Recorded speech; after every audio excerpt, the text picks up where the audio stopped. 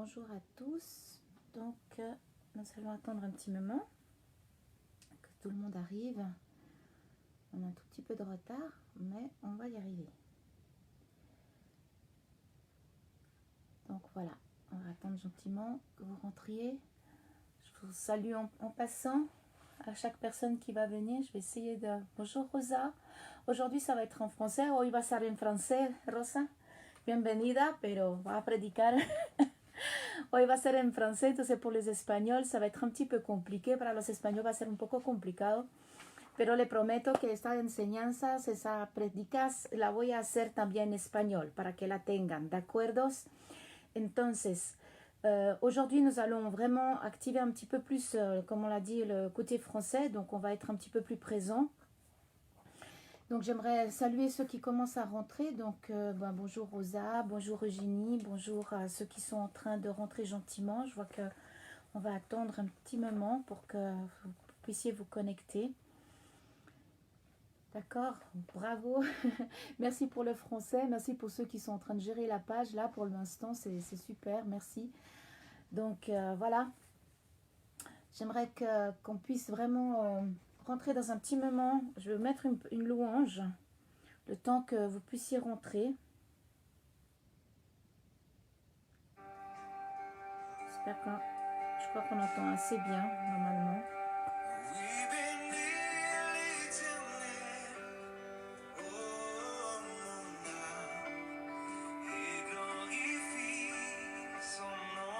Il dit, ô bénis mon âme et glorifie son nom. Chante plus que jamais. Ô mon âme, je glorifierai ton nom. Aujourd'hui, nous allons parler de l'adoration. Un jour nouveau, je veux chanter. Malgré les circonstances, ceci pourrait m'attendre. Le soir encore, je chanterai.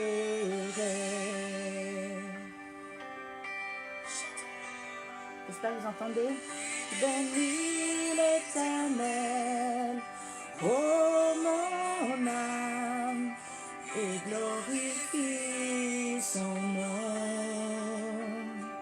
Chante plus que jamais, ô mon âme, je glorifierai son nom. J'espère que vous entendez parce que le son il est vraiment bas. Bon, c'est long à la colère. L'apprenti se manifeste.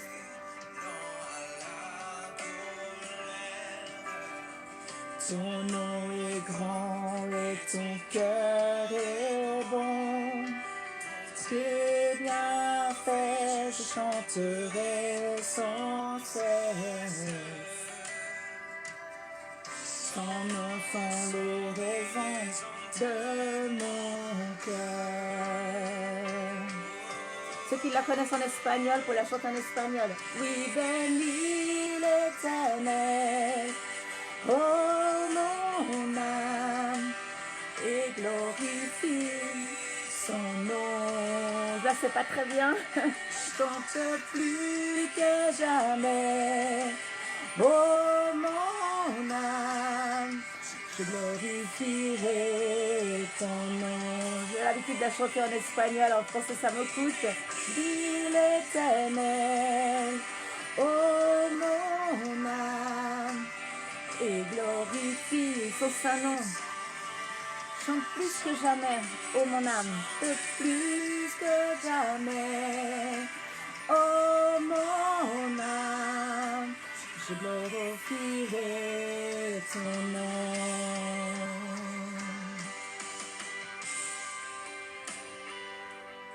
Ce jour où faibliront mes forces, cette heure approche, où viendra la peur, alors mon âme chantera encore.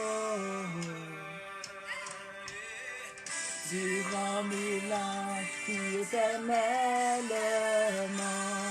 Chantons. Oui, bénis l'Éternel, ô mon âme. Oui, bénis l'Éternel, ô mon âme, et glorifie son nom. Chante plus que jamais, ô mon âme, je glorifierai ton nom. C'est vraiment le sujet d'aujourd'hui, la louange. Il bénit l'Éternel, ô mon âme, loue-le et adore-le, car il est merveilleux, il est digne de louange, il est digne d'adoration. Glorifie ton nom. Chante plus que jamais, ô mon âme, je glorifierai ton nom. Je glorifierai ton nom. Amen. On va glorifier son nom ce soir. Je voudrais vous partager un petit peu sur le tabernacle de David, un petit peu sur comment Dieu nous enseigne sa louange, non, dans sa parole. Et si vous avez une petite adoration qu'on puisse un peu le vivre un petit peu ensemble, parce que j'aimerais vraiment que ce soir, qu'on a vraiment, ça fait à peu près... on a décidé de faire 40 jours de jeûne avec un jeûne spécial et plusieurs personnes nous accompagnent pendant ce jeûne. Des personnes qui font partie de l'église, des personnes qui sont en Israël, des personnes qui sont en Espagne, des personnes qui sont aussi en Suisse aussi et sûrement dans d'autres endroits encore. Il y a des personnes qui nous accompagnent. Et puis justement, on va louer pendant 40 jours. Donc c'est vraiment ce qu'on est en train de faire. On est en train de louer pendant 40 jours, tous les soirs, de 8h à 9h, des fois 9h30, des fois 10h. Par exemple, hier soir, on a commencé à louer Dieu. Évidemment, c'est en espagnol. Il y a beaucoup de choix, il y a énormément de styles et de choix pour l'adoration en espagnol. Ça, c'est vraiment merveilleux. Et on croit que vraiment en français, ça va aussi se développer d'une manière fantastique. Mais c'est vrai que pendant cette heure, et par exemple hier soir, on n'a pas pu s'arrêter, on a continué, on a fait ça jusqu'à peu près 10h30. Et c'était vraiment un temps vraiment, vraiment très spécial.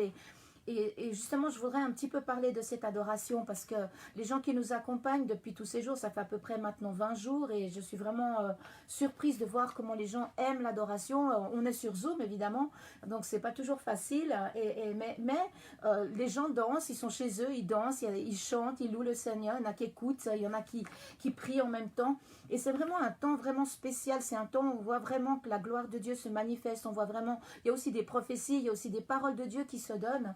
Et justement, j'aimerais parler de cette louange. La louange, c'est pas quelque chose qui est comme un chant, c'est pas quelque chose que tu chantes tous les jours, c'est pas quelque chose que tu vas juste faire un chant comme ça et puis après tu passes à un autre chant. L'adoration et la louange, c'est une communion avec Dieu, c'est une relation avec Dieu. C'est vraiment quelque chose qui surpasse et qui va au-delà juste d'un chant avec des jolies paroles et une belle musique. Et c'est vraiment ce qu'on doit comprendre aujourd'hui, qu'à travers la musique, à travers l'adoration, Dieu se bouge, Dieu agit et il a ses règles, il a ses principes aussi pour se manifester au milieu de la louange. Et moi j'aime beaucoup ce verset qui dit que Dieu vit au milieu des louanges d'Israël. Il vit au milieu des louanges, c'est-à-dire que jour et nuit, 24 heures sur 24, 7 jours sur 7, si on peut dire ainsi, il y a de la louange et de l'adoration dans sa présence. C'est-à-dire que les anges, les archanges, les chérubins, les séraphins, tout ça adore, et tous ceux qui sont dans la présence du Seigneur maintenant adorent. Et c'est vraiment un moment où la présence de Dieu se manifeste. Si nous n'avons pas la notion de ce qu'est l'adoration, nous allons perdre toute une dimension de relation avec Dieu, une dimension prophétique. Donc notre église est une église prophétique, apostolique. Donc c'est vrai que nous mettons beaucoup l'accent sur la manifestation prophétique de Dieu dans l'adoration et de pouvoir avoir une adoration qui est libre, une adoration qui s'étend, une adoration qui va au-delà des limites du simple chant. Ce n'est pas l'adoration, ce n'est pas passer d'un chant à un autre et puis donner des jolies paroles, lever les mains.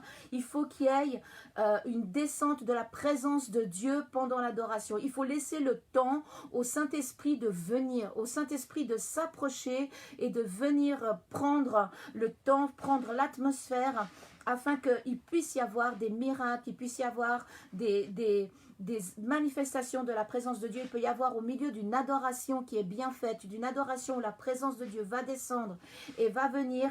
Il va vraiment y avoir des miracles. Il peut y avoir des miracles, il peut y avoir des guérisons, il peut y avoir des gens qui reçoivent des visions, il peut y avoir des délivrances, il peut y avoir toutes sortes de manifestations de la part de Dieu pour le bien-être des gens, pour que leur vie commence à aller de l'avant, pour que leur vie commence à être libre. Et cette adoration, on a besoin qu'elle passe au-delà, vraiment au-delà d'un simple chant. Je ne peux pas être dans l'église et à faire un chant, et puis je m'arrête, et puis je fais un autre, et puis je fais un autre. Non, il doit y avoir tout un corps d'adorateurs qui amène et qui fait descendre la présence de Dieu. Parce que l'adoration, c'est prendre la présence de Dieu qui est là-haut et la faire descendre sur le groupe qui est en train de chanter, d'adorer, de louer. Et c'est la propulser dans le peuple, dans ceux qui sont en train d'adorer avec toi, dans les gens qui sont dans l'église, qui sont présents, afin qu'il y ait une ministration, qu'il y ait vraiment une action du Saint-Esprit sur la vie des gens. Et l'adoration est une porte du ciel qui rejoint la terre. C'est quand tu adores dans la présence de Dieu. C'est pour ça que Jésus il dit, le Seigneur, Jésus, Dieu, le Père cherche des adorateurs en esprit et en vérité. Mais qu'est-ce que ça veut dire en esprit et en vérité? C'est pas seulement que j'ai le cœur droit. En esprit et en vérité, ça veut dire que mon âme doit chanter. Comme elle dit cette chanson, oh mon âme, loue-le. C'est mon âme, c'est mon corps, c'est mon cœur, c'est toute ma personne qui doit être active dans une déclaration de l'amour de Dieu, de notre cœur à son cœur. Et je peux te dire que quand c'est quelque chose dans ce genre, c'est pour ça que moi j'aime bien les chansons qui parlent directement à Dieu, qui dit Dieu tu es merveilleux, Dieu tu es grand, Dieu tu es puissant, ou Seigneur tu nous combles de ta majesté, tu es majestueux, tu gouvernes, etc. Quand c'est le tu, quand tu loues en disant tu, c'est pas seulement nous te louons, nous t'adorons, mais c'est vraiment c'est pour toi Dieu, c'est vraiment un temps où nous l'adorons ensemble et c'est lui qui est le centre. Dans l'adoration, c'est lui qui doit être le centre, c'est lui qui doit être vraiment la personne centrale de ton adoration et de mon adoration. Et lorsque nous arrivons à mettre l'adoration à un certain niveau de relation avec Dieu, et nous allons voir des choses merveilleuses passer. Nous allons voir des guérisons, nous allons voir des gens qui sont transformés, nous allons voir une atmosphère dans l'église de liberté, de paix et de victoire. Parce que dans l'adoration, il y a beaucoup de guerres spirituelles aussi, il y a aussi des combats, il y a aussi des moments de consolation. Le Saint-Esprit veut travailler à travers l'église et je crois qu'il n'y a aucune autre chose qui peut pénétrer si profondément que la musique. On dit que la musique, elle ne passe pas par là, mais elle passe directement dans ton esprit. La musique est une puissance spirituelle, est une puissance aussi que Dieu utilise et que Dieu vit personnellement. Dieu vit au milieu de la louange. Et moi, je me suis posé la question, pourquoi est-ce que le Dieu de l'univers, le Dieu qui est grand et puissant, doit vivre au milieu de la louange? Pourquoi est-ce qu'il doit... C'est pas seulement parce c'est pas parce qu'il veut simplement qu'on l'adore ou qu'il veut simplement qu'on lui dise des bonnes choses. Il y a plus que cela. C'est clair que la déclaration de bonté, la déclaration de la reconnaissance, la déclaration que tu vas donner à Dieu a son impact et il aime que ses enfants leur disent quelque chose de bien. Comme toi, tu aimes quand quelqu'un te dit, bah écoute, j'aime bien ce que tu fais, j'aime bien comme tu es habillé, j'aime bien comme tu chantes, j'aime bien comme tu vis, j'aime bien comme tu parles, j'aime bien tes cheveux, j'aime bien ton... Tu vois, toi tu aimes cela. Et Dieu, il aime cela. Il aime, et c'est ça l'adorer, c'est prendre l'amour que tu as pour ton Dieu et lui transmettre. Et quand tu transmets cet amour pour Dieu, et je peux te dire que automatiquement, lui, il va répondre. Et quand il répond, c'est là qu'il y a des choses qui se passent. C'est quand il répond à cette adoration qui est en esprit et en vérité. C'est-à-dire, je ne vais pas adorer avec des règles strictes, sévères, et puis je vais le cadrer dans un bon joli cube. Je dois laisser l'esprit agir, je dois laisser l'esprit bouger, je dois laisser l'esprit m'utiliser aussi. C'est pour ça que moi je dis toujours, quand tu as l'adoration chez toi, quand tu as l'adoration à l'église, si tu as envie de danser, mais danse. Si tu as envie de lever les mains, lève les mains. Si tu as envie de te mettre à genoux, mets-toi à genoux, sois libre d'exprimer de tout ton cœur, de toute ton âme, de toute ta pensée et de toute ta force, aime ton Dieu. C'est vraiment le premier des commandements qu'il y a dans la parole.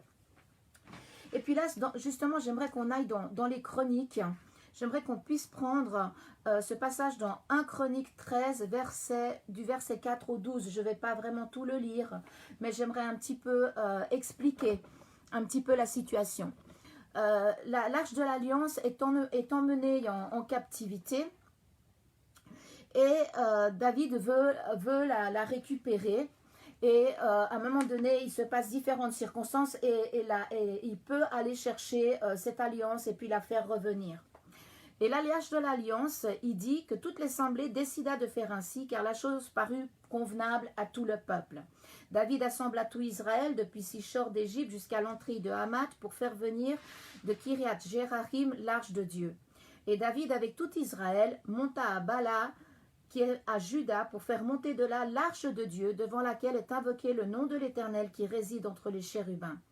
Ils mirent, écoute bien, ils mirent sur un char l'arche de Dieu, ils l'emportèrent dans la maison d'Uza et Uza et Acho conduisaient le char.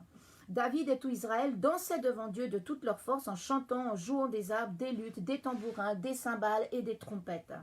Lorsqu'ils furent arrivés à l'ère de Kidom, Uza étendit la main pour servir l'arche parce que les bœufs la faisaient pencher. La colère de l'Éternel s'enflamma contre Uza et l'Éternel frappa parce qu'il avait étendu la main sur l'arche. Uza mourut là devant Dieu. David fut irrité de ce que l'Éternel avait frappé Uza d'un tel châtiment et ce lieu fut appelé jusqu'à ce jour Péret Uza. David eut peur de Dieu en ce jour-là, il eut la crainte de Dieu et il dit: comment ferais-je entrer chez moi l'arche de Dieu? L'arche de Dieu, c'est vraiment la manifestation de la présence de Dieu. Dans le tabernacle de Moïse, l'arche de Dieu était placée dans le lieu très saint. C'est-à-dire que le tabernacle avait 3 endroits. Il avait les parvis, le lieu saint où il y avait la table des pains, où il y avait aussi le chandelier, il y avait aussi l'autel des parfums.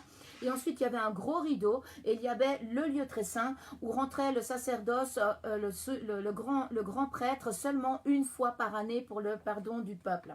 Donc, il y avait un grand rideau qui séparait et de ce côté-là, il y avait l'arche de l'Alliance. Donc, cette alliance de l'Alliance, c'est vraiment la manifestation de la présence de Dieu. Et dans ce passage, bien au-delà de toutes les circonstances, on se dit, mais quel est l'esprit de cette parole? Qu'est-ce que Dieu veut nous montrer à travers ceci? C'est clair qu'on voit qu'il y a vraiment une intervention de Dieu très très forte et vraiment la mort d'une personne, on se dit, mais c'est presque injuste, etc. Mais j'aimerais aller au-delà des mots et puis aller au-delà justement des choses matérielles et pouvoir capter ce que Dieu veut nous enseigner à travers ceci. Ils vont chercher l'arche de l'Alliance à un certain endroit et ils disent qu'ils la mettent sur un char de bœuf. Et voilà que les bœufs avancent et tout Israël est là en train de louer, d'adorer et chacun a des tambourins, des harpes, des instruments de musique pour louer Dieu. Alors tout ça nous paraît vraiment merveilleux, nous paraît vraiment super. Mais je crois que Dieu nous montre que justement, ce n'est pas juste chanter. Être dans la présence de Dieu et être dans l'adoration, ce n'est pas juste chanter et se réjouir. Et c'est ça que j'aimerais pouvoir aujourd'hui un petit peu faire ressortir de ce texte et que ce que Dieu est en train de nous enseigner à travers une circonstance difficile, c'est vrai, mais il est en train de nous enseigner quelque chose à son peuple, il est en train d'enseigner qu'il y a une manière de traiter sa présence. Il y a une manière d'agir pour que sa présence se manifeste et qu'elle soit une bénédiction pour nous. Et je pourrais dire que quand l'adoration n'a pas atteint un niveau dans l'esprit et en vérité, que le Saint-Esprit et que Dieu n'est pas au contrôle de cette adoration, nous nous retrouverons toujours devant un peuple qui chante, qui saute et qui crie, mais dont la présence de Dieu n'est pas manifeste. Simplement qu'il y a de la joie, il y a des cris, il y a des chants et beaucoup d'endroits, et dans beaucoup d'endroits j'ai vu cela, les gens se réjouissent, les gens sautent, les gens sont contents, mais la présence de Dieu ne se manifeste pas, bien au contraire, il n'y a pas une vie qui se produit, il n'y a pas un changement dans le cœur des gens parce que c'est un rituel et c'est une adoration qu'ils font comme ça sans savoir vraiment ce que Dieu veut dans cette adoration, et sans savoir vraiment qu'est-ce qui est agréable à Dieu pour l'adorer et pour transporter sa présence dans le peuple, là où elle devrait être, au milieu de l'église, au milieu de chez toi, quand tu es dans ta maison, etc., etc. Et ça, ce passage me parlait énormément parce que je me disais, David, à ce jour-là, dit qu'il a eu la crainte de Dieu. Quand ça parle de crainte, c'est pas une peur, c'est simplement de dire un respect. Ça parle d'un respect. Il s'est dit, purée, il y a quelque chose ici que je dois comprendre. Et il pose cette question et il dit, comment ferais-je entrer chez moi l'arche de Dieu? Il dit, quelle est la technique? Parce que Dieu s'est fâché. Dieu n'a pas béni, ne s'est pas manifesté. Au contraire, il y a eu une manifestation. L'arche a failli tomber, elle a failli se briser ou être abîmée. Il y a un manque de respect. Et Dieu va toujours te parler dans l'adoration du respect. Et le respect, ce n'est pas simplement parce que je dois rester rigide, je dois pas taper des mains, je dois pas bouger. Le respect, il est là, il est dans mon cœur.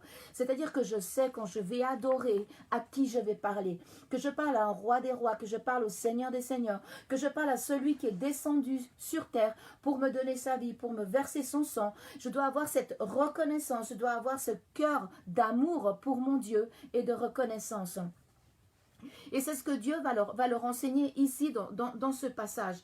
Et pendant 3 mois, ils vont prendre l'arche de l'alliance, ils vont la laisser dans la maison de Obed-Edom, dans la maison de quelqu'un pendant 3 mois. Et pendant ces 3 mois, évidemment, il y a différents passages, différentes choses qui arrivent, où le roi David comprend que Dieu va vraiment l'établir comme roi et le positionner comme roi.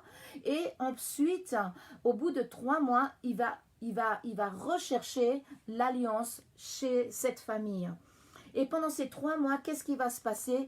La Bible ne le dit pas, mais il va regarder comment l'arche de l'alliance doit être transportée. Parce qu'il faut savoir que l'arche de l'alliance devait être transportée par certaines personnes, ne pouvait être touchée que par certaines personnes, et elle devait être transportée d'une certaine manière.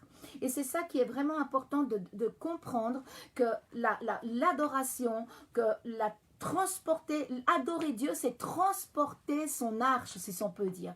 Adorer Dieu, c'est transporter sa présence, c'est la manifester, c'est la rendre visible, c'est faire que l'atmosphère entière dans la salle où tu es change et qu'il y a vraiment une intervention de la part de Dieu, une bénédiction de sa part qui descend. Et là où tu es rentré peut-être chargé et tu es rentré mal, tu es rentré peut-être triste, tu es rentré dans l'église ou dans ce temps d'adoration d'une manière chargée à cause des choses de la vie ou des angoisses ou différentes choses, et tout d'un coup, eh bien, la présence de Dieu se manifeste, et quand tu ressors de ce temps d'adoration de qualité, alors tout a changé en toi, c'est-à-dire que ton attitude, ton état moral, ton état psychologique, des fois même physique. Moi, ça m'est arrivé que j'étais malade dans une certaine chose et pendant l'adoration, Dieu m'a guéri complètement.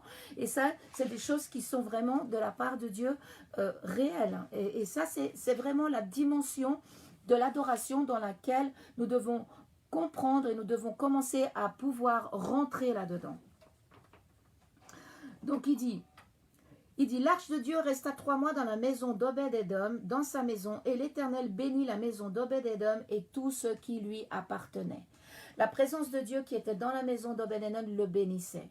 Et je peux te dire une chose, quand tu as une atmosphère d'adoration dans ta vie, lorsque le temps de Dieu, le temps avec Dieu d'adoration est de qualité et qu'il est conforme à son cœur, je peux te dire qu'il y a des bénédictions qui viennent. Dans l'adoration, il y a des conquêtes que tu peux faire. Dans l'adoration, il y a une guerre spirituelle que tu peux faire afin que ton héritage, afin que les promesses que Dieu t'a faites puissent être saisies, puissent être déliées aussi, puissent s'ouvrir les chemins qui sont fermés, puissent s'ouvrir les portes que tu as besoin qu'elle s'ouvre, etc., etc. Il y a toute une vie spirituelle dans l'adoration. C'est pour ça que je vous dis, c'est beaucoup plus qu'un simple chant, c'est beaucoup plus un simple bon moment où on dit des choses agréables à Dieu. Je ne dis pas que ça lui est pas agréable, bien sûr, mais j'aimerais que tu comprennes que tu dois passer dans une autre dimension. Tu dois passer dans une dimension différente et savoir que l'adoration, c'est avant tout spirituel. La musique est avant tout spirituelle. Les instruments de musique, ils étaient déjà dans le ciel avant qu'ils viennent sur terre. Je veux dire, c'est quelque chose qui est dans la présence de Dieu constante. Donc l'adoration, la musique, les paroles et toute cette atmosphère de joie, cette atmosphère où Dieu se manifeste est déjà dans le ciel avant même la création du monde. Donc, alors David dit, Après ces 3 mois, David dit ceci. Et là, on est dans 2 Chroniques, dans 1 Chronique, chapitre 15, hein, d'accord? On a avancé un petit peu. Là, on est dans le chapitre 15, le verset 1. Alors David dit, l'arche de Dieu ne doit être portée que par les Lévites, car l'Éternel les a choisis pour porter l'arche de Dieu et pour faire le service à toujours, transporter la présence de Dieu. Donc, ce que découvre David lorsqu'il va, pendant ces 3 mois, il va redécouvrir que pour transporter la présence de Dieu, il y a une manière, il y a quelque chose de différent de faire, que ce qu'ils avaient fait au départ n'était pas correct. Et il se rend compte que Dieu a choisi des personnes qui s'appellent les Lévites pour transporter l'arche, et c'est aussi eux qui font l'adoration. C'est-à-dire que là, on parle de l'appel que toi, tu peux avoir comme adorateur. Et là, je parle à des gens qui sont musiciens, je parle à des gens qui chantent, je parle à des gens qui adorent, des gens qui sont dans les arts de la musique et de l'adoration. Et là, je peux te dire que Dieu a déposé sur toi cet esprit de Lévite, cet esprit de sa présence qui va te donner l'inspiration, qui va te donner toute la manifestation de sa présence pour avoir une adoration en esprit et en vérité. Et c'est à ça que Dieu veut t'amener gentiment. Et là, il se rend compte qu'il y a besoin d'avoir un groupe qui dirige. On a besoin d'avoir, dans l'église, c'est pas seulement une adoration comme ça, mais il doit y avoir une direction à la louange. Et il doit y avoir un groupe qui est consacré pour cela, un groupe qui est formé pour cela et qui va amener le peuple dans la louange. On voit que dans le premier passage, c'est tout le peuple qui est là, il n'y a pas de Lévite, il y a tout le peuple qui fait un peu. Et là, David découvre qu'il y a une autre manière que Dieu a montré de faire, et il va former ces gens, il va les appeler et il va leur dire, voilà maintenant, il dit David, assemble à tout Israël à Jérusalem pour faire monter l'arche de l'Éternel à la place qu'il lui avait préparée pendant ces 3 mois. Et qu'est-ce qu'il fait David? Il dit au verset 4, il dit, David assembla les fils d'Aaron et les Lévites. Il assembla, et là on a différents noms de chacun. Moi je les ai un petit peu calculés, ça fait à peu près 862 personnes. 862 personnes qui vont se réunir, que David va réunir et va leur dire, voilà, c'est vous qui allez transporter l'arche et c'est vous qui allez adorer avec le peuple. Mais il faut vraiment qu'ils soient positionnés. Donc, c'est important que ceux qui ont un ministère d'adoration, un ministère de louange, un ministère dans la musique, dans tout ce qui est les instruments, puissent être consacrés, puissent être vraiment avec une prise de conscience que ce n'est pas juste un chant, mais que c'est vraiment un moyen de transporter la présence de Dieu, un moyen de voir la présence de Dieu se manifester, et c'est comme ça que Dieu a organisé les choses. Et je crois que lui, il est le Seigneur des Seigneurs, il est le Roi des Rois, c'est le Créateur de l'univers, et je dis toujours, c'est lui qui sait mieux que n'importe qui comment ça fonctionne, parce qu'il est le créateur de cela, il est celui qui a inventé le monde. Donc je veux dire, les lois et les principes qu'il il donne sont des lois et des principes qui nous amènent dans un fonctionnement correct avec un résultat correct. Si je fonctionne pas correctement, je ne peux pas avoir un résultat correct. Et là on le voit vraiment dans Chronique, le verset 13, le chapitre 13, on voit que les choses sont faites avec tout le bon cœur. Je veux dire, des fois on fait les choses par ignorance, on fait les choses parce qu'on ne connaît pas, et c'est pour ça que c'est important d'avoir ce genre d'enseignement, d'avoir ce genre d'explication, parce qu'il faut vraiment comprendre que si nous voulons toucher le cœur de Dieu et que Dieu touche nos vies et que Dieu se manifeste et voir sa gloire, voir vraiment ses manifestations, nous avons besoin d'être alignés à son cœur et alignés à ses principes. Donc, il dit qu'il assemble à peu près 862 personnes et pour cette adoration, et il leur dit ceci, vous êtes les chefs de famille des Lévites. C'était que les chefs des familles des Lévites, d'accord? Donc ça veut dire qu'il y avait encore plus de personnes qui adoraient. On compte qu'il y avait à peu près 400 adorateurs qui adoraient jour et nuit pendant le règne de David, à peu près, et c'est peut-être même un peu plus, mais à plus ou moins c'est à peu près cette quantité là, parce que David va instaurer une adoration perpétuelle, constante, tous les jours, il y aura de l'adoration constante dans son royaume pendant son règne. Et ça va donner de la victoire sur ses ennemis. C'est vraiment, on ne va pas rentrer dans cette explication aujourd'hui parce qu'on n'aura pas le temps, mais c'est vraiment un établissement de victoire pour tout le royaume d'Israël pendant cette période. David a été le plus grand roi d'Israël et ce n'est pas un hasard que ce soit un homme qui était vraiment un adorateur et pas seulement un adorateur en tant que roi, mais on voit que déjà il adorait déjà avant d'être roi dans sa maison et avant après encore avec le roi Saül. Donc il rassemble toutes ces personnes et leur dit, vous êtes les chefs des Lévites de famille, sanctifiez-vous, vous et vos frères, et faites monter à la place que je lui ai préparé l'arche de l'Éternel, du Dieu d'Israël. Et là, justement, il y a un autre principe. Alors, on a vu déjà qu'il faut une direction à l'adoration, des gens qui sont loin, des gens qui savent recevoir la présence de Dieu, reconnaître la présence de Dieu pour savoir qu'est-ce qu'il va faire pendant l'adoration. Est-ce qu'il va nous donner un esprit de consolation? Est-ce qu'il va consoler les gens? Est-ce qu'il va transporter un esprit de joie? Est-ce qu'il va donner un esprit de victoire? Est-ce que ça va être une guerre spirituelle? Est-ce que ça va être un moment de guérison, un moment de repentance? Et tout ça, c'est vraiment les Lévites et celui qui va diriger l'adoration qui doit avoir cet esprit ouvert pour pouvoir vraiment sentir de la part de Dieu, qu'est-ce que Dieu veut faire à ce moment-là, dans ce culte, dans cette présence.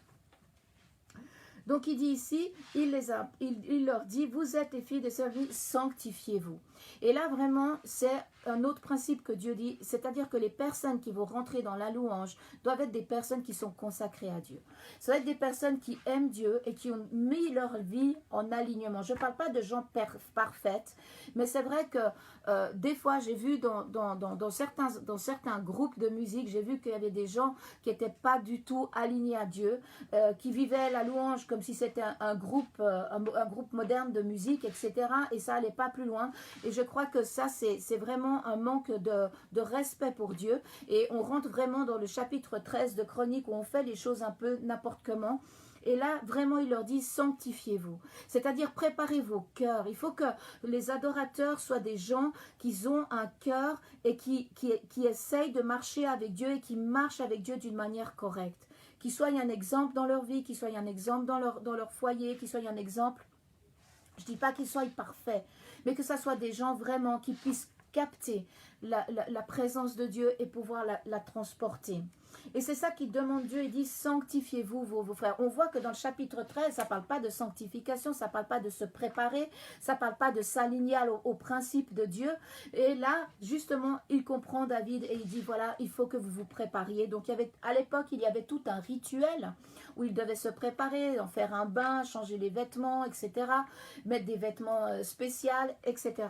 Mais aujourd'hui, nous n'avons pas ce système-là. Nous avons en Jésus-Christ, comme il dit Jésus, avant c'était la circoncision physique, aujourd'hui c'est la circoncision dans notre cœur.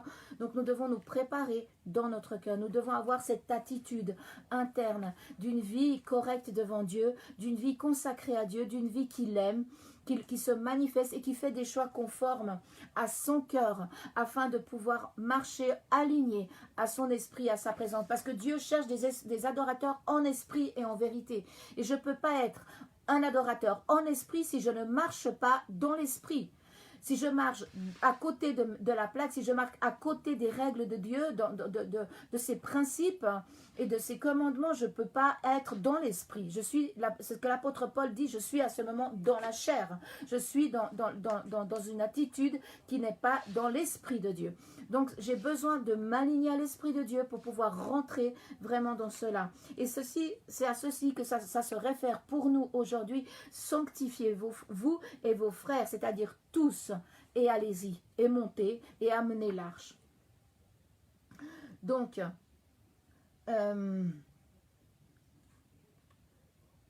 et le verset 13, il dit, parce que vous n'y étiez pas la première fois, l'Éternel notre Dieu nous a frappés, car nous ne l'avons pas cherché selon la loi. D'accord? Il se réfère aux 3 mois antérieurs, au chapitre 13 de 1 Chronique. Et il lui dit, préparez-vous, sanctifiez-vous, parce que vous n'y étiez pas la première fois. Et l'Éternel, notre Dieu, nous a frappés car nous ne l'avons pas cherché selon la loi. Nous ne l'avons pas cherché selon son cœur. Nous ne l'avons pas cherché selon ce que lui, il aime et ce que lui, il nous a montré. Parce que Dieu avait donné ses commandements pour comment s'approcher, ces questions de respect.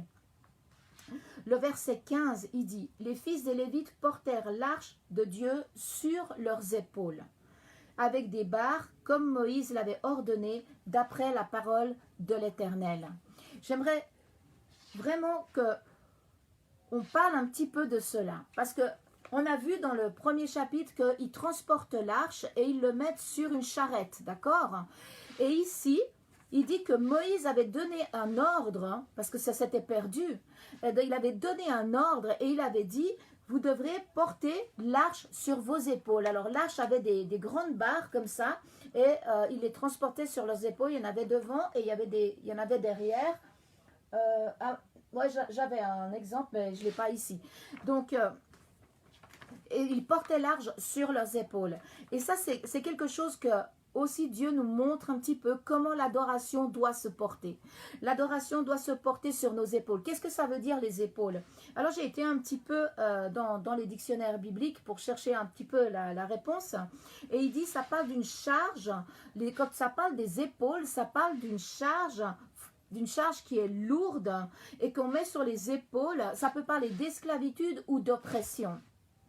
Et ça m'a fait penser à ce passage de Jésus-Christ qui est dans Matthieu 11, 29, et il dit « Prenez mon joug sur vous et recevez mes instructions, car je suis doux et humble de cœur, et vous trouverez du repos pour vos âmes. Car mon joug est doux et mon fardeau est léger. » Donc le joug, c'était vraiment ce qu'on portait, ce que les bœufs portaient sur leurs épaules. Donc porter sur leurs épaules, c'était aussi, ça parle aussi d'autorité, ça parle aussi d'esclavitude, d'oppression. Et quand Jésus parle de joug, il dit le joug que moi je veux donner.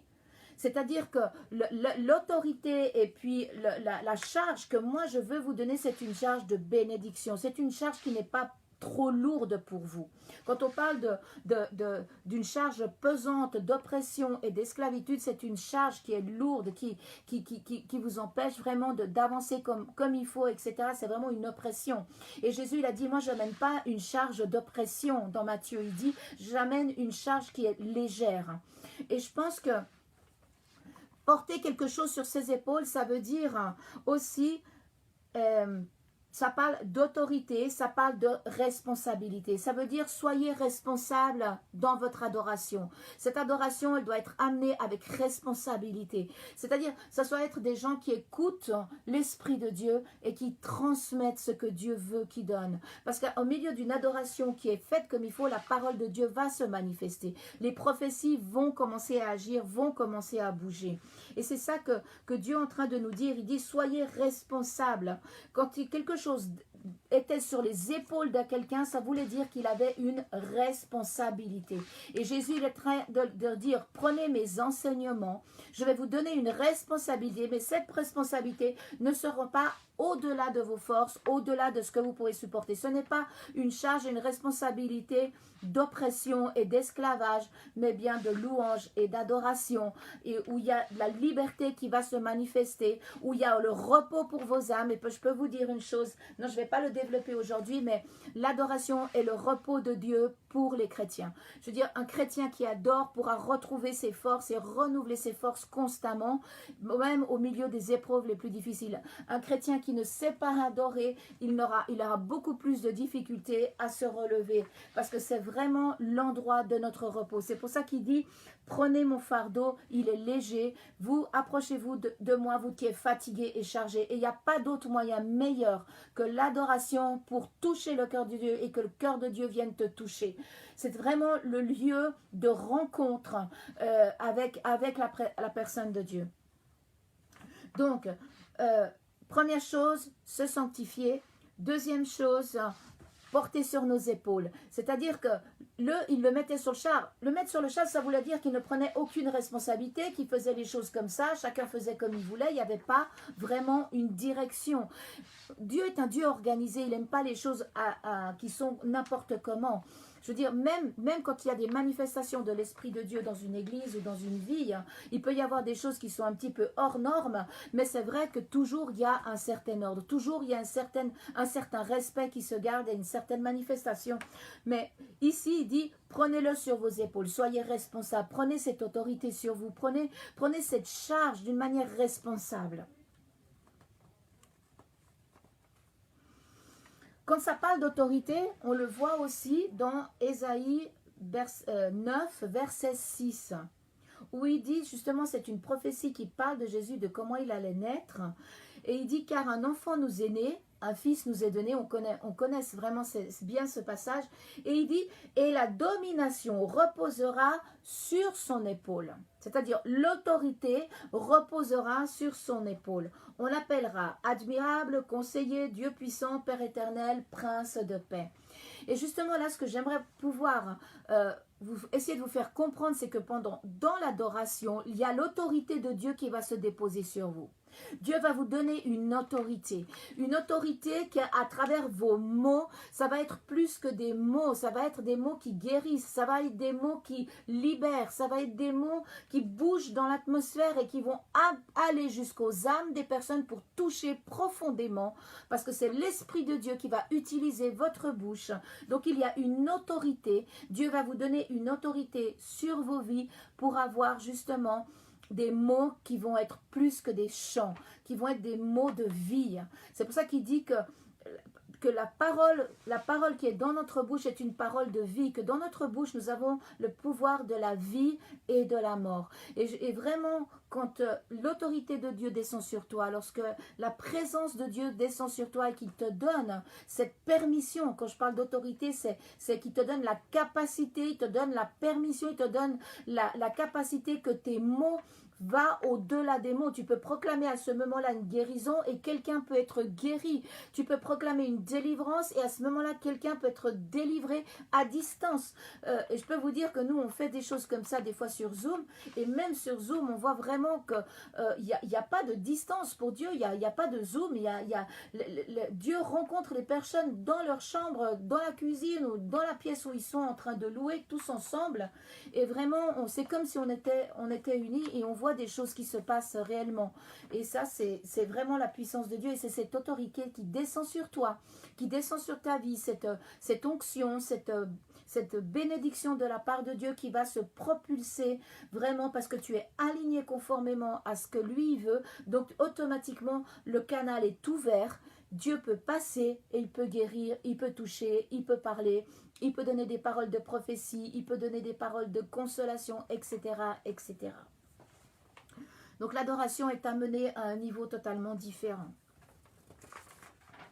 Au verset 16, David dit au chef des Lévites, « Disposez leurs frères les chantres avec des instruments de musique, des luttes, des harpes et des cymbales, et qu'ils devaient faire retentir de sons éclatants en signe de réjouissance. » C'est-à-dire qu'il a placé les responsables, les chefs, d'accord, qui vont diriger l'adoration, qui vont diriger la louange, ceux qui dirigent, et ensuite il va placer ceux qui jouent des instruments. Et ceux qui jouent des instruments, ici, évidemment, c'est les luttes, les harpes, les cymbales, mais aujourd'hui, tu as la guitare électrique, tu as la batterie, tu as le piano, tu as le saxo, tu as tous les instruments qui sont à la disposition de Dieu, pour lesquels tu peux profiter, tu peux vraiment jouer avec eux. Et pouvoir vraiment t'éclater dans sa présence pour pouvoir vraiment vivre un moment de réjouissance, de joie, un moment où tu peux danser. Nous, dans l'église, on a des drapeaux, on a des bannières, on a des lassos. Je veux dire, c'est un moment de réjouissance, c'est un moment de joie, c'est un moment où la louange, elle prend plus une dimension religieuse. La dimension religieuse est complètement sortie de ce contexte et c'est vraiment un temps de réjouissance, un temps qui est plein de choses et de cadeaux pour Dieu. Quand on commence la louange dans l'église, on ne sait jamais qu'est-ce qui va se passer. On ne sait jamais si Dieu va consoler, si Dieu va guérir, si Dieu va nous donner dans la joie. On ne sait pas ce qui va se passer. Mais chaque fois, la présence de Dieu se manifeste d'une manière différente. Et chaque fois, il y a vraiment une intervention. Et quand les gens y rentrent, ils repartent, ils ne sont pas les mêmes. Le cœur est consolé, le cœur est touché, le cœur est apaisé, etc. Chacun selon ce qu'il avait besoin sur le moment. Et là, tous les instruments. C'est-à-dire que, je peux vous dire une chose, c'est qu'une fois, il y avait une personne qui... Je me rappelle qu'il y avait un jeune qui était venu dans l'église et qui jouait du piano. Et ce jour-là, il y avait vraiment une onction très très forte. Hein. Et il disait, mais c'est impressionnant, mes doigts partaient tout seuls sur le piano. C'est-à-dire que l'Esprit de Dieu avait saisi ses mains, si on peut dire, son inspiration. Et il touchait le piano et c'était une mélodie mais vraiment merveilleuse. On sentait que ces notes devenaient plus des notes de piano, mais c'était le piano avec quelque chose de spirituel dedans. Avec la présence de Dieu dedans qui se manifestait, qui parlait, qui apaisait, qui réjouissait, etc., etc. C'était merveilleux. Et pour la personne qui jouait du piano, c'était impressionnant parce que pour lui, il voyait vraiment que Dieu était en train de l'aider et de l'inspirer totalement. Et c'est pour ça que tout musicien doit se laisser inspirer par Dieu, se laisser transporter par l'inspiration dans le royaume de Dieu pour toucher son instrument. C'est pas seulement jouer de la guitare et puis faire 3-4 cordes, mais c'est vraiment travailler la présence de Dieu avec mon instrument. Avec ton instrument, tu peux. À un moment donné, on peut te laisser. Moi quand quand je voyage et puis que je fais des conférences et puis qu'il y a des groupes et puis je peux avoir un petit moment de louange ou d'adoration avec eux. Tout d'un coup, le Seigneur il me dit, maintenant que la batterie ou que la guitare électrique et puis que la personne se laisse vraiment guider. Et des fois, il y a des choses vraiment merveilleuses, une présence qui se manifeste qui est fantastique. Et je vous dis, quand vous commencez à vivre ce domaine-là, vous sortez du religieux. Parce que l'adoration n'a jamais été quelque chose de religieux. Et c'est les hommes qui l'ont rendu religieux. Les hommes en ont fait un état religieux, un état pompeux. Mais ce n'est pas du tout ça. Dans la présence de Dieu, c'est merveilleux. Donc là, tous les instruments sont placés. Tous les instruments sont au service de Dieu, dirigés par les chefs des Lévites, etc. Et tous ensemble, ils vont aller prendre cette arche et transporter l'arche de la présence de Dieu. Le verset 25, là on est toujours dans 2 Chroniques 15, il dit « David, les anciens d'Israël et les chefs de milliers se mirent en route pour faire monter l'arche de l'alliance de l'Éternel depuis la maison d'Obed-Édom au milieu des réjouissances. » Et c'est seulement quand tout ceci a été mis en place, que les Lévites étaient devant avec les instruments et le peuple suivait derrière avec David, que là, à ce moment-là, tout a pu commencer à être conforme à ce que Dieu désirait. Et il y a vraiment eu là une manifestation de la présence. Et le verset 27 dit ceci. Il dit « David était revêtu d'un manteau de bisus et il était de même que de tous les Lévites qui portaient l'arche, des chantres de Kenya et les chefs de musique parmi les chantres, parmi les adorateurs, ceux qui jouaient des instruments et ceux qui chantaient. Ils étaient tous revêtus. C'est-à-dire que ce n'est pas seulement ceux qui dirigent la louange qui doivent être dans un état d'esprit de relation avec Dieu stable et correct, mais c'est aussi ceux qui jouent de la musique. Ceux qui jouent de la musique doivent aussi être dans un esprit, parce que sinon vous ne pouvez pas atteindre la dimension d'adorateur en esprit et en vérité. Et c'est ça que Dieu cherche, il dit qu'il les cherche. C'est impressionnant ça, parce qu'il cherche ces adorateurs. Mais pourquoi est-ce que Dieu cherche des adorateurs en esprit et en vérité? Est-ce que c'est tellement important? Est-ce que c'est tellement important? Ben oui. Parce que justement, on a perdu cette dimension. Tout ce que je suis en train d'expliquer aujourd'hui a été perdu, ça a été oublié. Et on en a fait de l'adoration des chants religieux. Et ça, Dieu veut des adorateurs en esprit et en vérité. Quand tu adores comme ça, tu as les dons qui se manifestent, tu as les dons de sagesse, les dons de science, les dons de langue, les dons de prophétie, etc. Et ça, tout cela vient vraiment de la manifestation de la présence de Dieu dans l'adoration. Et il dit, non seulement ils chantaient, ils avançaient, mais ils faisaient aussi des sacrifices. La parole de Dieu nous dit à nous que l'adoration, c'est la confession de son nom et c'est le sacrifice de nos lèvres.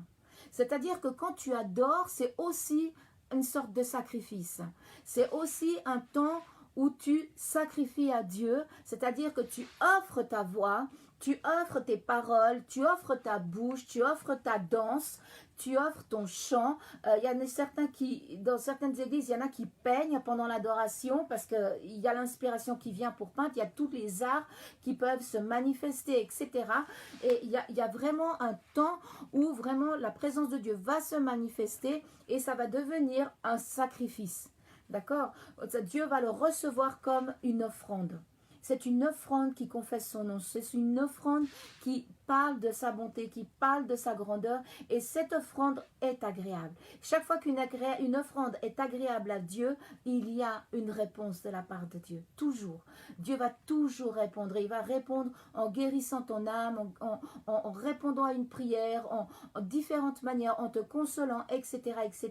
Ça dépend de l'onction qui va se manifester sur le moment. Et là, j'ai presque fini. Après qu'on eut amené l'arche de Dieu, on la plaça au milieu de la tente que David avait dressée pour elle, et on offrit devant Dieu des holocaustes et des sacrifices d'action de grâce. Quand David eut achevé d'offrir les holocaustes et les sacrifices d'action de grâce, il bénit le peuple au nom de l'Éternel. Il y a quelque chose que j'ai retenu dans ce passage et qui m'a beaucoup parlé, parce qu'il dit... Quand il a transporté l'arche de l'alliance et il l'a mis dans un endroit. Et moi, ça me parlait beaucoup parce que je me disais, il faut que dans ta maison, il y ait un temps d'adoration. Tu dois mettre la tente de David.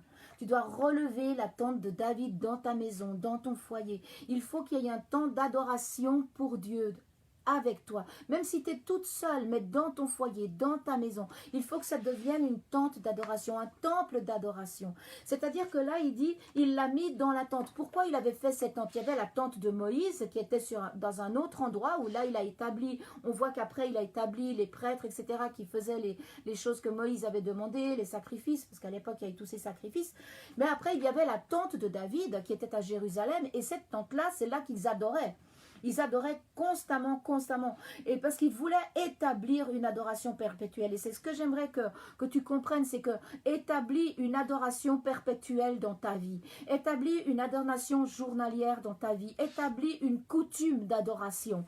Parce que dans cette adoration, Dieu, il ne le fait pas seulement dans l'église. Là, j'ai parlé beaucoup de l'église, de l'adoration corporative. Et maintenant, c'est la même chose dans l'adoration personnelle. Dans non-adoration personnelle, c'est différent parce que Dieu va te rencontrer personnellement à toi. Il va te toucher personnellement à toi et établir une tente d'adoration. Établis ton temple d'adoration dans ta maison. Même si c'est 10 minutes, 15 minutes, mais aie ce temps avec lui.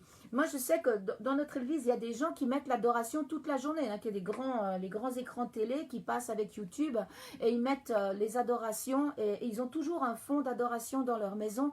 Et moi, des fois, quand je vais les visiter, on sent cette atmosphère qui est différente. Et je peux te dire que tu gouvernes l'atmosphère contre l'adoration et tu peux avoir vraiment des victoires sur les esprits de dispute, sur les esprits de division qu'il peut y avoir dans les familles, qu'il peut y avoir avec ton époux, avec ta femme, etc. Et ça donne une atmosphère vraiment de paix. Donc c'est vraiment un temps où le foyer chrétien doit poser cette tente régulière d'adoration parce que c'est ce qui a donné la victoire à David sur tous ses ennemis. Si tu établis une louange, une adoration perpétuelle dans ta vie, constante, régulière, journalière, tu vas voir comment Dieu va t'ouvrir des portes que tu as besoin qu'elles s'ouvrent. Il va ouvrir des situations que tu pensais qu'ils étaient tout le temps fermées. Il veut te toucher, il peut te guérir, comme je vous l'ai expliqué tout à l'heure. Moi, un jour, j'avais tellement mal avec une grosse toux. Ce jour-là, j'ai pris un moment d'adoration et je t'assure que ma toux, elle a disparu à l'heure même. Je me suis relevée de l'adoration, j'avais plus une seule toux. J'avais plus de douleur dans la poitrine, j'avais plus rien. Je vous parle de ça il y a quelques années, ça n'a rien à voir avec le virus.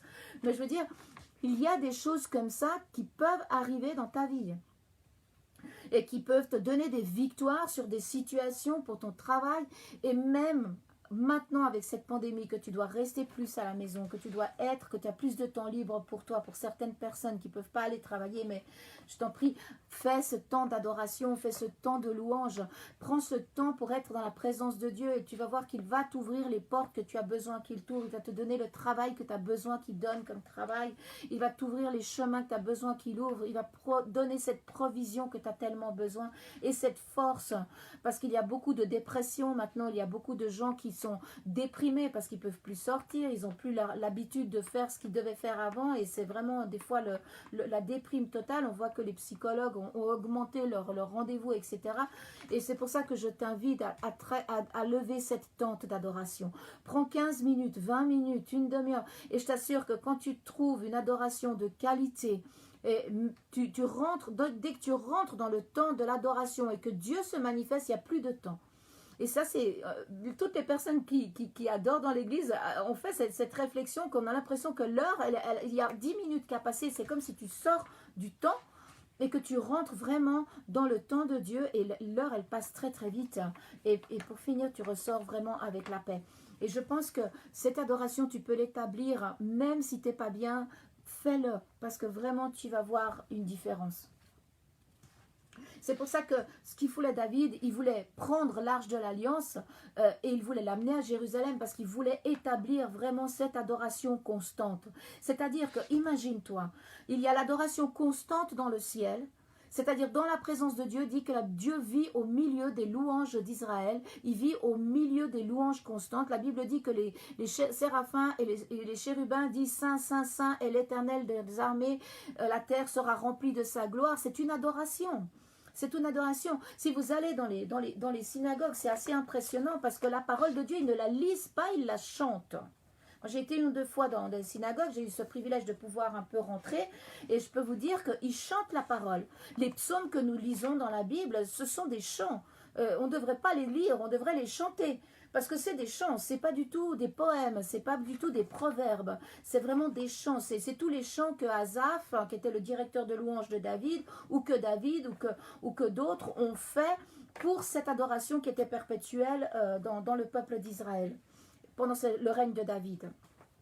Donc, établis cette tente dans ta maison, dans ta famille, avec tes enfants. Et tes enfants vont s'habituer à cette louange et ils vont se réjouir. Nous, on voit les enfants dans l'église, ils sont déjà en train de chanter, en train de danser. Il y en a certains qui prennent on leur a donné des faux micros parce qu'il y en a qui veulent faire comme les grands, ils veulent faire comme s'ils chantaient. On leur donne des faux micros pour qu'ils puissent rentrer déjà dans cette participation d'adoration, dans cette participation de louange. Donc, après qu'on lui a amené l'arche de Dieu, on le plaça au milieu de la tente que David avait dressée pour elle, et on offrit devant Dieu des holocaustes et des sacrifices d'action de grâce. Quand David eut achevé d'offrir les holocaustes et les sacrifices d'action de grâce, il bénit au nom du peuple, il bénit le peuple au nom de l'Éternel. Et regarde le verset 3, là on est dans le chapitre 16. Donc il dit, puis il distribua à tous ceux d'Israël, hommes et femmes, à chacun un pain, une portion de viande et un gâteau de raisin. Ah, moi j'aime bien ce passage. Parce que l'adoration, ce n'est pas seulement des mots, mais l'adoration doit être accompagnée d'actions de bien. L'adoration doit être accompagnée de bien. C'est-à-dire que David a fait une offrande à Dieu et il a fait après une offrande au peuple. C'est-à-dire que moi je fais mon adoration à Dieu, mais je dois aimer mon prochain. Tu comprends? C'est-à-dire que mon adoration doit être accompagnée d'une vie de bénédiction pour les autres, doit être accompagnée d'une vie où je donne aussi aux autres, je transporte aux autres. Donc le peuple a été transporté dans l'adoration par toute l'équipe d'adoration et de louange, et ensuite ils ont été alimentés d'une manière naturelle par le roi pour que ça soit complet. Parce que l'adoration, ce n'est pas que du spirituel, mais c'est aussi physique. C'est aussi du naturel. Donc, on loue avec Dieu dans tout notre corps, dans toute notre âme, de tout notre être.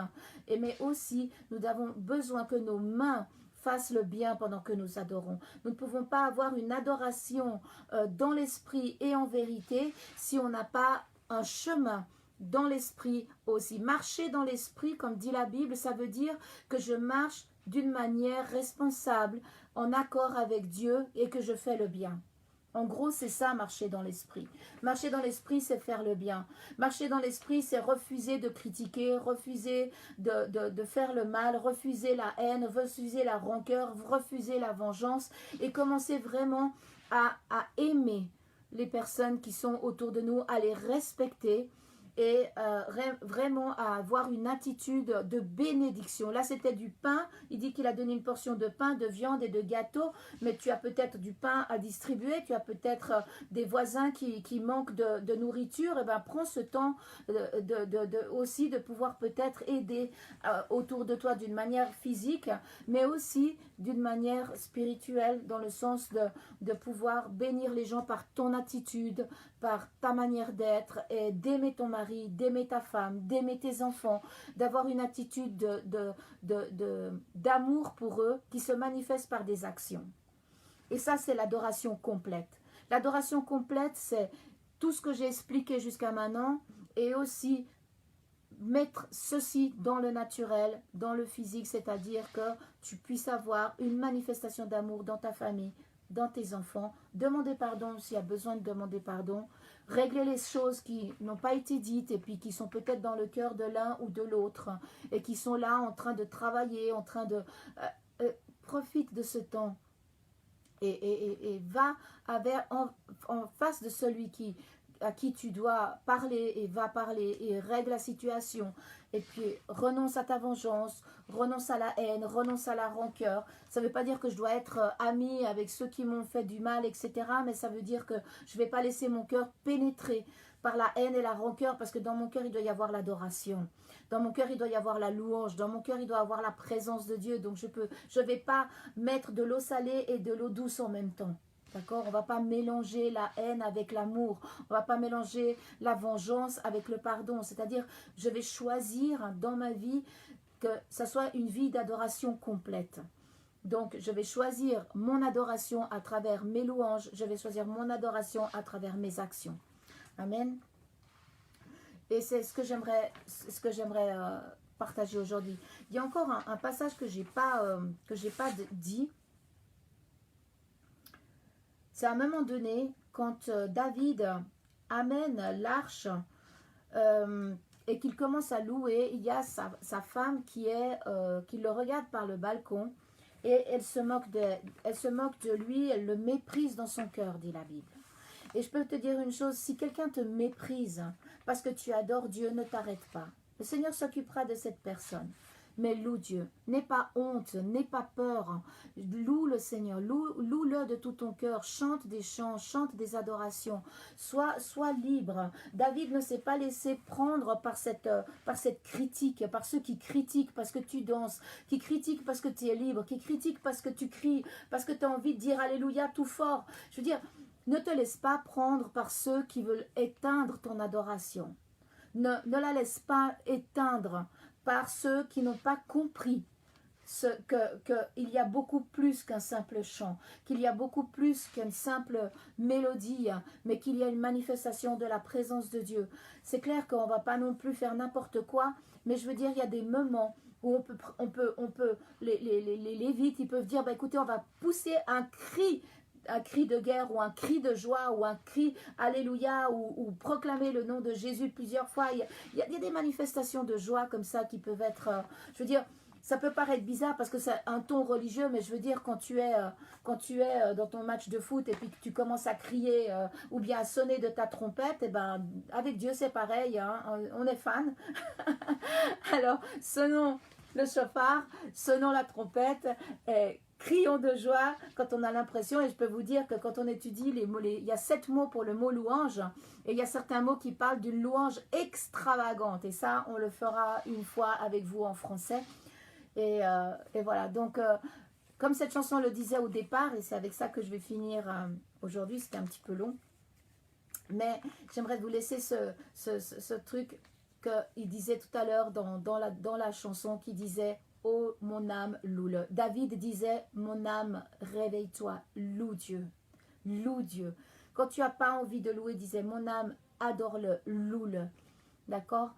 Donc, je te laisse cette parole ce soir. Je ne vais pas remettre pas remettre la chanson, j'ai vu que le son n'était pas très bien, j'espère que vous avez pu comprendre les paroles, et puis c'est un peu tard, mais Dieu vous bénisse, Dieu vous garde, soyez des adorateurs en esprit, en vérité, Dieu te cherche, Dieu te cherche. Il te cherche, il cherche des adorateurs en esprit et en vérité. Sois un de ceux-là parce que tu vas voir une différence dans ta vie, tu vas voir une différence dans ton cœur, tu vas voir une différence autour de toi et Dieu va t'utiliser avec puissance. Dieu vous bénisse et Dieu vous garde. À bientôt. Je vais vous saluer. Donc j'ai vu qu'il y avait Rosa Gavilon. Je sais que, vous inquiétez pas, esta enseñanza se la voy a dar en español, Rosa. ¿Vale? A todos los que me estás escuchando, que están ahí en espagnol, je vais aussi la donner en espagnol. Ok? Que ta vie soit une adoration. Adi, coucou, merci pour être là. Bienvenue. Merci pour écouter. Que le Seigneur te bénisse. Quand on a passé chez toi l'autre jour, il y avait cette adoration dans ta maison, c'était magnifique. Je suis passée dans la maison de Jamie, c'était pareil. Bravo. Que le Seigneur vous bénisse et je suis sûre qu'il y en a d'autres encore. Rosa Gavilan, Dieu te bénisse et te garde. À bientôt. Bonne soirée. On se voit tout à l'heure à 8h pour l'adoration sur Zoom. D'accord? Pour ceux qui peuvent, bienvenue. Ça sera ouvert de 8h à 9h. J'espère qu'on finira à 9h. Parce que c'est pas toujours évident de finir à 9h. Je vous aime et je me réjouis de vous voir tout à l'heure.